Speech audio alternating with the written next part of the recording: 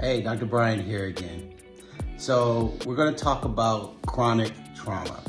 We've already covered acute. I mentioned that there's 3 types. So this is the next one, C, chronic. Now, this one is a situation in which somebody goes through a traumatic experience in a repeated circumstance. I can give you a lot of different examples, but some of the ones that are probably more popular and known are, for instance, is domestic abuse, domestic violence. It could be mental abuse, something that's repeated and ongoing. There's no timeline because it really depends on the person. Like I mentioned in past episodes, I talked about how a traumatic circumstance could affect everybody a little differently.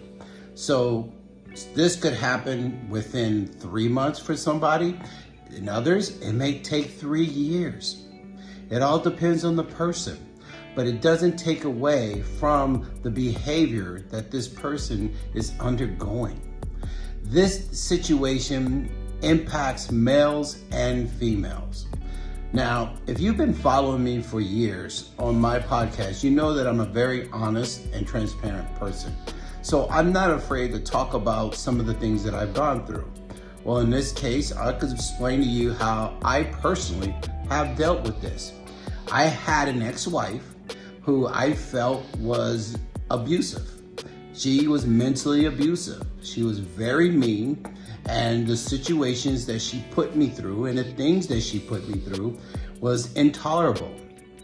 So much so to this day, I still have a very difficult time communicating with her because it takes me back to moments of us communicating. And, I say that word with lightness because I could use other definitions that would be a little bit more explicit. Now, the thing to take away and understand is that it does not necessarily mean that the blame is on the other person. Sometimes it could be caused, but we're not going to get into the elements. Right now, it's just the definition itself. Chronic is a continuous behavior that somebody has to deal with that creates a traumatic emotion with that person. Now, it's important to understand that no person should have to undergo such abuse, regardless if they are contributing to it, if they are aligned with it. It doesn't make a difference. And again, you are the one that's going through the emotion. When you lose control and it causes your body to change emotionally because of the situation, there's a problem. So we're going to talk about that a little bit more, but there's this type of communication, this type of information, it is ongoing. We could talk about this forever, which is one of the reasons why I wrote the book, Mental Balance, because this is not something you can just answer in a short little video.